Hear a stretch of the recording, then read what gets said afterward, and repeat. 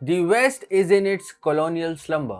It still feels that the entire developing world should toe their line and stand behind them. Any nation proclaiming its sovereignty does not go down well with the supposed superpowers. High on its colonial slumber, West tried to arm twist India, but the same arm gave the West a bloody nose. Hi and welcome to TFI English, the national socio-political analysis arm of the TFI Media Group. I am your host Piyush.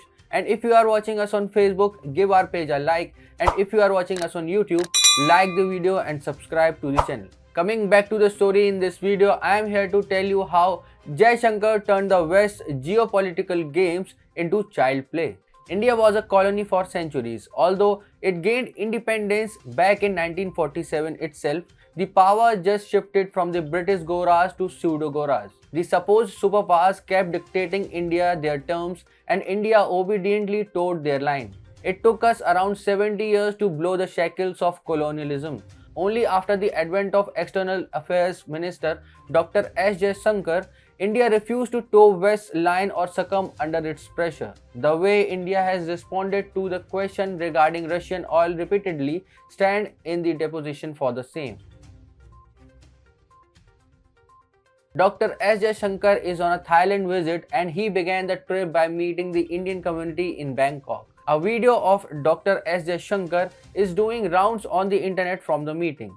That has once again proved that Jaishankar is a darling of the masses. Jaishankar, while meeting the Indians in Bangkok, shared India's opinion on the purchase of Russian oil. There has been widespread criticism of India over purchase of Russian oil amid the Russia-Ukraine crisis. While there have been various attempts to spin the narrative and paint the India guilty of funding the war, Dr. Jaishankar has chided the West and has put up the facts for the West to recheck and verify.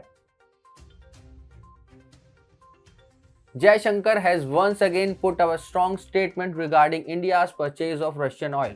Jaishankar mentioned that every nation and its leaders will try to ensure the best deal possible for the people of the nation. India is doing the same to cushion high energy prices, although India is not doing it in a defensive way. Jaishankar stated that it is his obligation and moral duty to ensure the best deal for the country. He said, "We are being very open and honest about our interests. I have a country that has per capita income of $2,000. These are not people who can afford higher energy prices." While addressing the Indian diaspora, he stated that oil prices are unreasonably high and so are the gas prices. A lot of traditional suppliers to Asia are diverting to Europe because Europe is buying less oil from Russia. When asked about the impact of buying Russian oil on India's relationship with the US, Jaishankar said, "Not just in the United States but including the US that they know what our position is and they move on with that."